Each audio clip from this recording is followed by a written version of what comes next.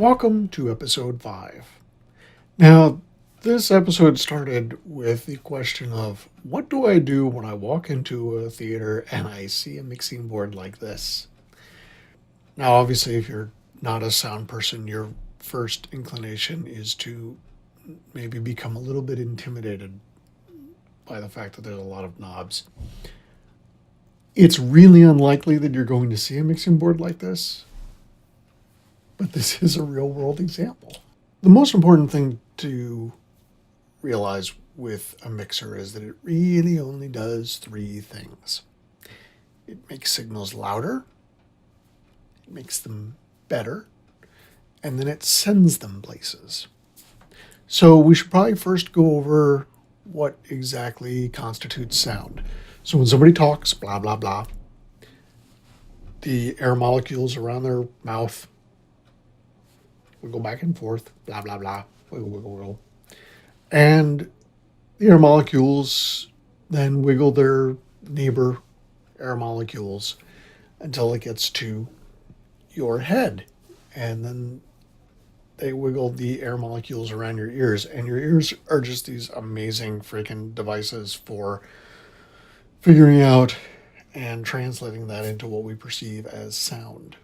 So microphones, by and large, are designed to respond to the wiggling of air molecules. And then they turn this into an electrical signal.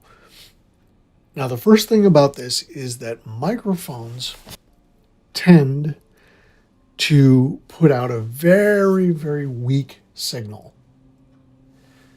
We're talking in the microvolts range. Microvolts. For most of our electronics to work, they have to be way up in the millivolts region. So the very first thing that a mixing board does with a microphone signal is to make it louder. And there's a preamp section on most channels of most mixing boards. Now you'll note that the need to bring the volume essentially up is restricted to microphones. You don't actually need to be able to do it with line level sources, which are already kind of loud. So things like CD players, computers with sound cards, even the meager output of your your Macintosh computer's headphone output don't really need to be brought up that much, but sometimes you end up going through the microphone preamp circuitry anyway.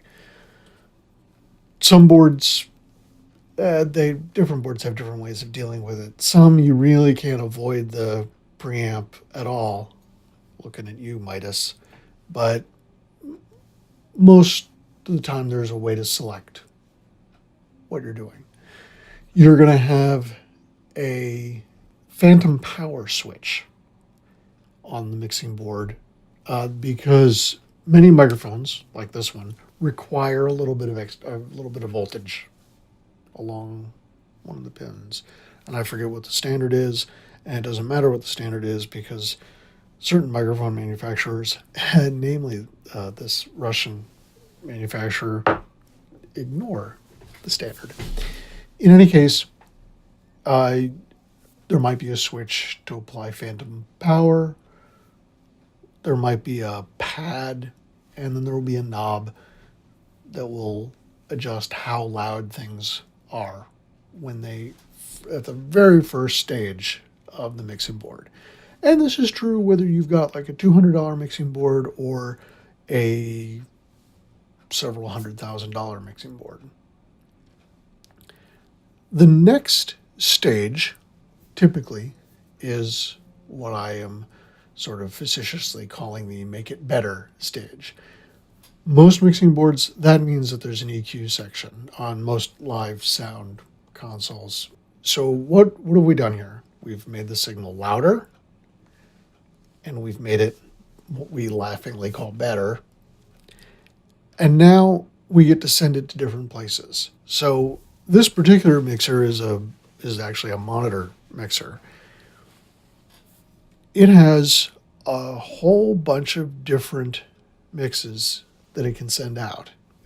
It can send the signal that comes into any channel to one of 16 or 20 about different outputs.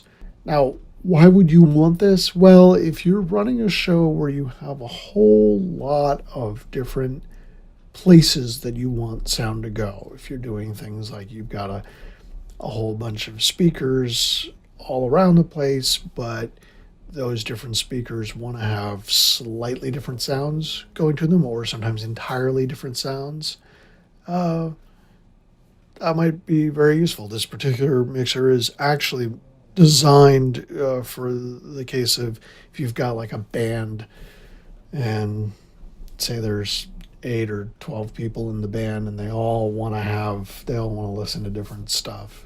So basically, your 3 things: make it louder, make it better, send it places. And that's all that's going to happen on any mixing board you're going to use. That's really what it does.